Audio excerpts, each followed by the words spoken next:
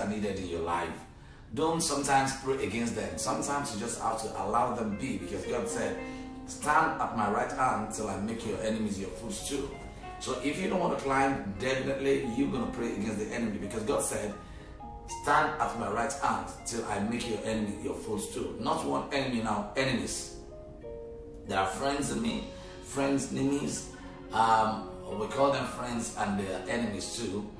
And unfriendly friends, we have those who see you, they bless you, they talk good about you, and when you're not there, they say bad about you. They are still your friends.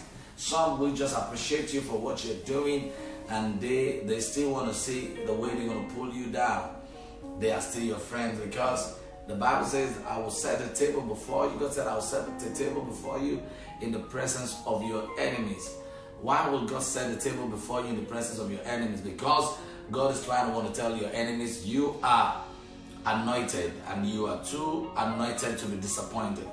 God is setting a table before you in the presence of your enemies, because He wants them to know that He is the major supplier of your needs.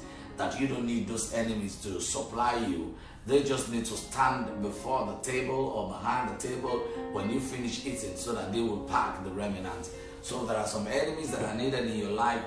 There are some enemies that will report you to help us. There are some enemies that will push you to the next level. There are some enemies that will make you caution yourself. There are some enemies that will make you caution your mouth. There are some enemies that will make you rekindle your spiritual fire. There are some enemies that will make you be in the place of power. There are some enemies that want you to be connected to the place of divinity.